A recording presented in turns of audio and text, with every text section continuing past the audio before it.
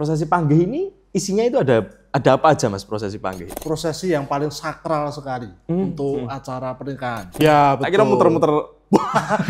Kemarin saya menikah itu memang nggak ada panggihnya. Belum bisa dikatakan kalau itu sah secara nagari.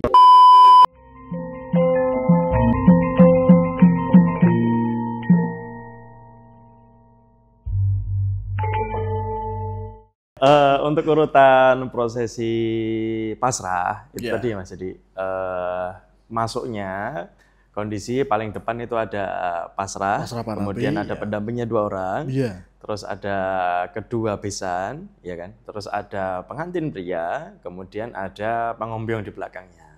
Pangombyong ini mungkin beberapa perwakilan dari yang membawa seserahan saja. Itu sebenarnya aman ya Mas Titik ya? Sudah aman. Nek seumpamanya Mas, ada anak-anak kecil nih mau ikut, toko ngendi? Nah itu nanti kalau masih keluarga, itu baiknya di belakang aja. Nek anaknya tonggo? Nah kalau anaknya tangga kenapa dibawa? Kan suruh duduk aja enggak apa-apa. Nggak boleh ya? Selanjutnya, yang pihak tampinya. Yang pihak tampinya itu kondisinya ada, yang paling depan ada yang tampi, ada kedua pendampingnya, kemudian ada orang tua, pengantin wanita. Oke, di sana. Terus belakangnya ada yang bawa baki sindur tuh. Baki sindur nanti sebenarnya nanti aja enggak apa-apa sebenarnya. Jadi tidak harus ikut berdiri, tapi nanti ketika mau adat panggih dijalankan sudah siap di situ. Seperti itu aja. Jadi sebenarnya itu sudah sesuai pakemnya ya Mas ya? Gitu aja. Gitu. Terus dilanjutkan prosesi pasrah panampi. Lah, memang mungkin di next part akan kita bahas yang diomongkan pasrah dan tampi itu apa aja.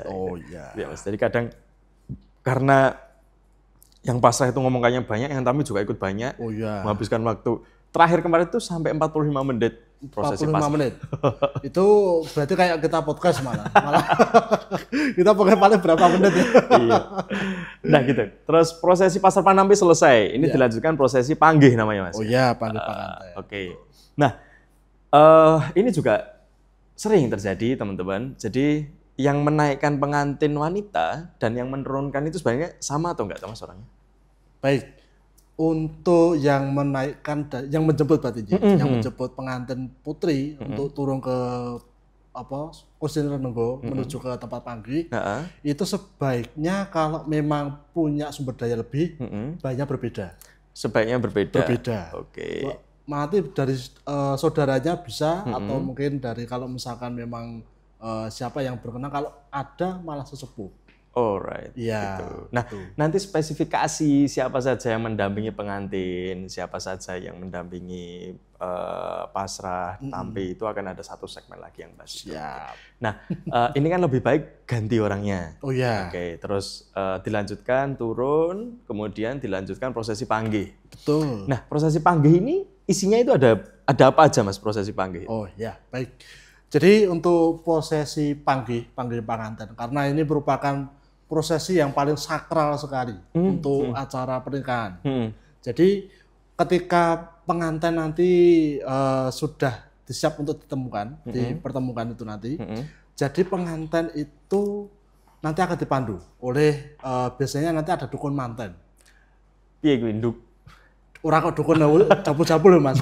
Wah japu-japu mantannya malah wes.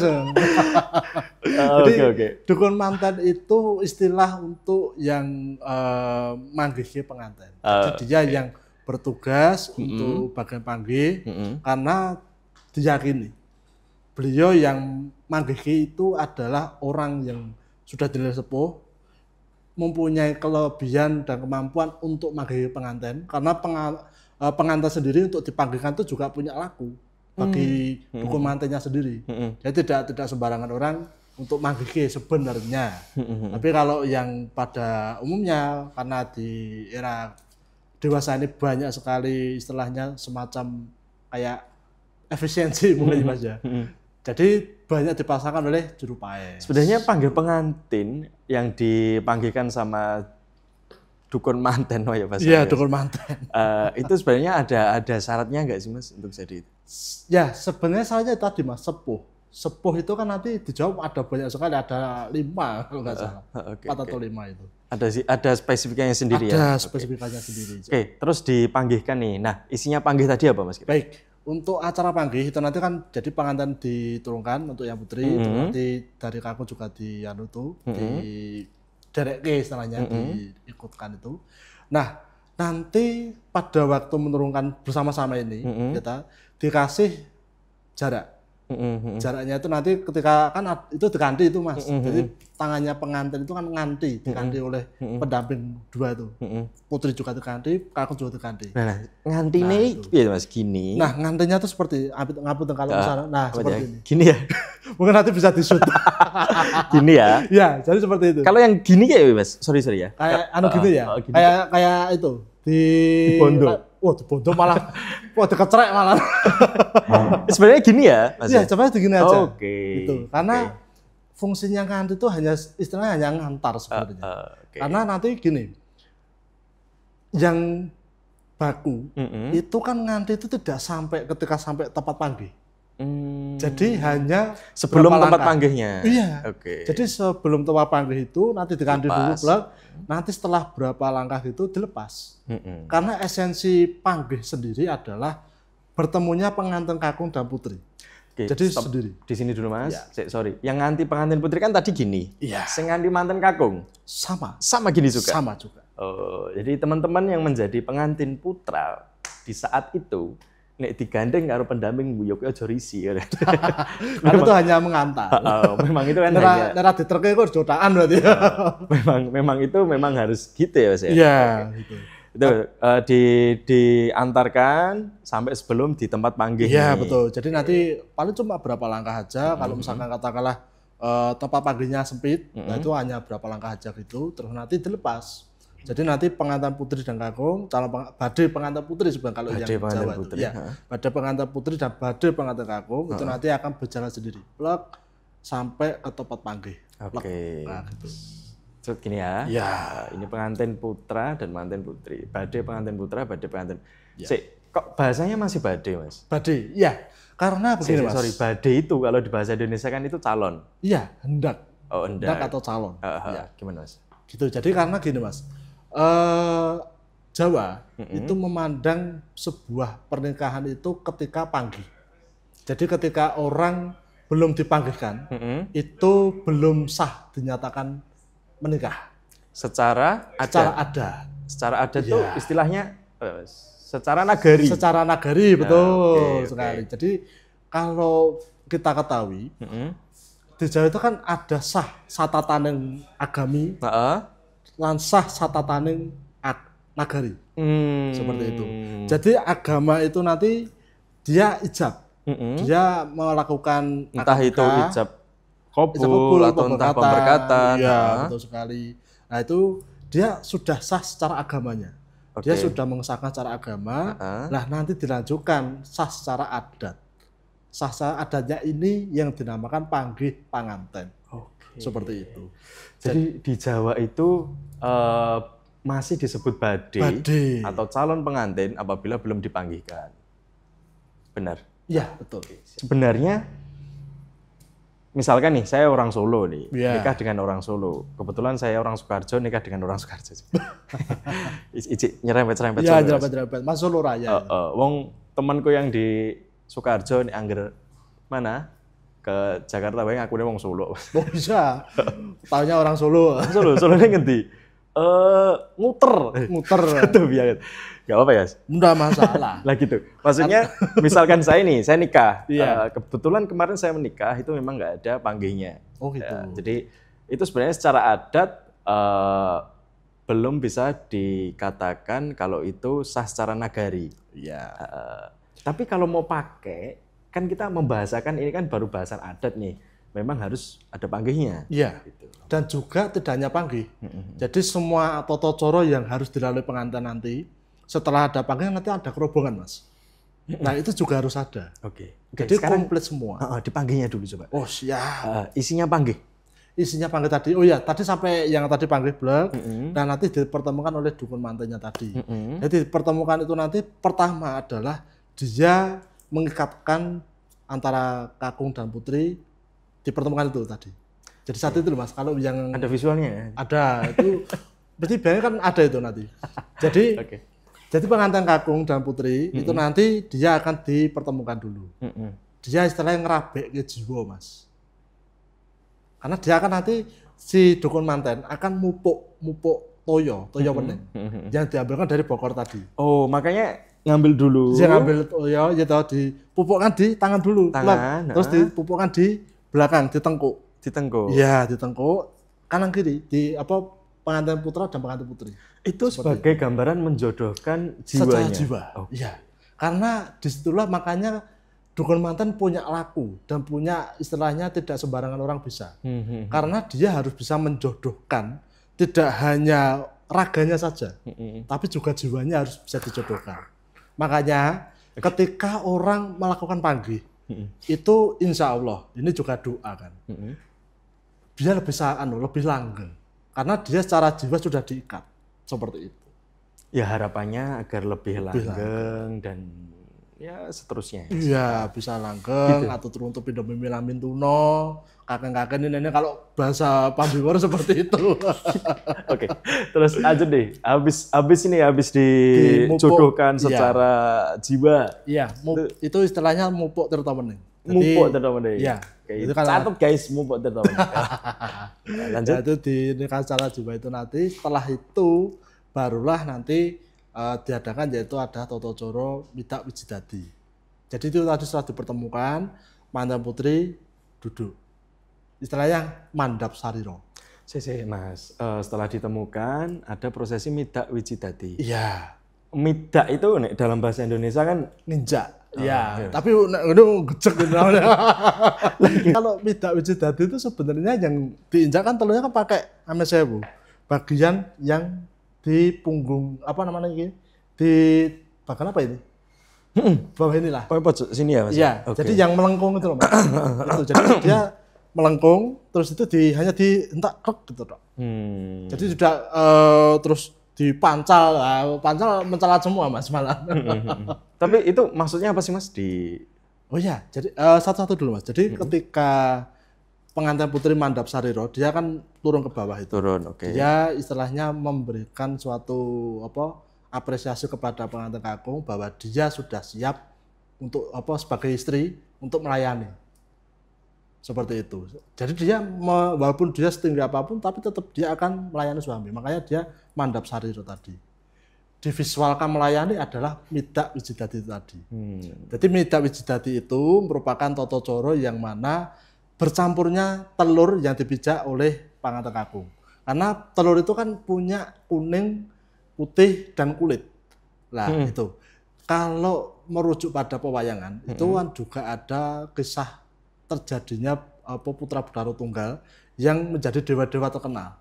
Ada Antogo, ada Ismoyo, ada Manikmoyo. Itu semua dari telur semua.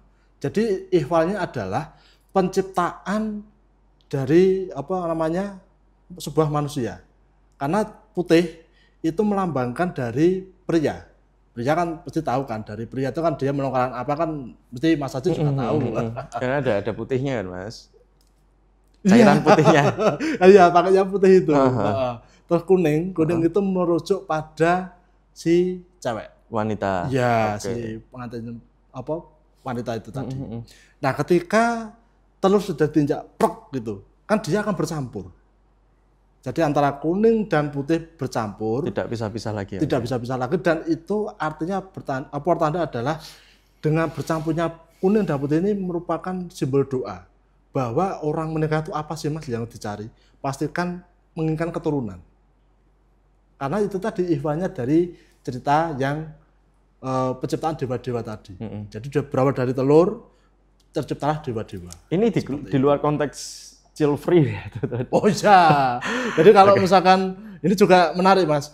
Kalau dia panggih pakai Midak Wijidadi, pakai panggih kan berarti, terus dia child free itu ya wah iman-iman, Mas. Karena sudah didoakan sekian. Iya, Mas sudah mendoakan semoga kamu punya anak dan diberi anak yang ngomongnya solehah, yang berbakti gitu ya. Berbakti, berguna, tapi malah milih child free. Wah, yes. Berarti istilahnya Midak Wijidadi itu berarti menginjak telur. Ya, Biji dadi itu telur ya. Telur. Istilahnya filosofinya adalah untuk meminta keturunan. Untuk Doa meminta keturunan. Karena sudah bercampur jadi antara satu. putra dan putri. Iya. Sedalam itu ya Jani Mas ya. Iya. Jadi gitu ya, memang leluhur kita itu membesut itu istilahnya membuat suatu hal menjadi indah. Itu memang melalui filosofi, Mas. Jadi dari suatu hal difilosofikan seperti itu. Nah, makanya ketika sudah minta biji dadi, nanti pengantin putri akan niki ngeranu podo. Membasuh. Iya, membasuh. Okay. Ngeranu itu adalah membasuh, podo itu adalah kaki. Jadi membasuh kaki. Jadi kenapa kok membasuh kaki? Karena tadi setelah diinjak biji dadi tadi, telur tadi kan pasti ada telur yang menempel pada kakinya pengantin kakung. Makanya itu dibilas, dimandikan dengan sekar setaman yang berisi air yang berisi air sekar taman dalam bokor. Nah itu asik tuh. Nanti mungkin akan kita bahas juga ya Mas. Siap. Isinya bokor yang buat membasuh kaki itu apa aja? Oh ya. Mungkin di segmen lain. Siap. Itu. Dicuci. Ya dicuci. Tadi apa Mas istilahnya? Ngeranu podo. Ngeranu podo. Iya, ngeranu podo. Ngeranu. Oke, ngeranu podo. Ngeranu itu mencuci. Ya membasuh. Terus Podo kalau podo itu adalah kaki. Iya. Gitu. Lanjut setelah itu. Nah, setelah membasuh kaki selesai, barulah nanti kan dibersihkan itu, dibersihkan, barulah nanti pengantin putri akan ditarik ke atas, dilanting namanya. Ora dibul kayak gini, dibul gini kayak Smackdown pas nanti malahan. Di pelan-pelan ya? Iya, pelan-pelan. Jadi nggak usah. Dibantu berdiri. Iya, seperti itu. Tapi itu ada prosesnya, ada sebutan nama prosesnya. Ada, namanya lantingan. Lantingan. Iya, betul. Dibantu untuk berdiri. Dibantu untuk berdiri. Jadi di satu sisi memang untuk membantu berdiri, yang kedua secara filosofi adalah pengantin kakung itu dia tidak akan meremehkan harkat martabat oleh wanita itu sendiri. Jadi jangan salah arti ya teman-teman. Tadi bentuknya seorang mempelai wanita turun untuk membasuh kaki ya kan, ke bawah untuk membasuh kaki dan untuk mengarahkan Mida Widijadi itu sebagai simbolis bahwasanya wanita ini sudah tunduk kepada pria. Tapi juga ada filosofi di mana prosesi lantingan itu si pria menghormati si pengantin wanita. Iya, gitu ya. Jadi memang harus seimbang ya teman-teman. Bukan terus seorang wanita harus tunduk apapun disuruh, apapun ini harus melayani dan lain-lain. Enggak gitu ya Mas ya. Ya, betul. Bahkan di dalam adat Jawa pun ada proses itu betul. yang memvisualkan bahwasanya kita harus seimbang antara ya, suami betul. dan istri. Gitu. Seperti yin dan yang. Makanya seperti itu, harus seimbang. Yin yang. Yin yang. Oke, lanjut. Kalau pengantin putra kan mesti kalau celananya sayang itu pasti ya. Yin yang. Nah, yang-yangan. Gimana? Ya itu tadi. Jadi memang dilanting pelan-pelan. Gitu. Jadi tidak perlu buru-buru terus. Jadi nggak keburu waktu Mas. Kalau misalkan usut gitu kan, wah, satu kaget, yang kedua mesti uratnya ketarik Mas. Kan kasihan juga. Iya. Pelan-pelan. Sadu-sadune ngeri. Sadu. Wah iya no. Nanti malah wah malamnya repot. Diurut Mas gitu. Oke, diberdirikan. Pak, apa tadi istilahnya Mas? Lantingan. Lantingan. Terus setelah lantingan dirapikan dulu. Ya jarinya, pakaiannya kan seperti itu dirapikan dulu. Setelah itu baru nanti pengantin putri akan melakukan toto namanya pradaksina atau pradaksina. Pradaksina itu adalah memutar dari arah kanan menuju ke kiri. Karena menuju ke kiri itu dari depan pria menuju ke samping pria. Oh, muteri pengantinnya gitu kan? Iya, betul. Akhirnya muter-muter. Nanti pakai gongsingan Mas. Oke, memutar gitu ya, terus sebelah kiri. Oke. Betul.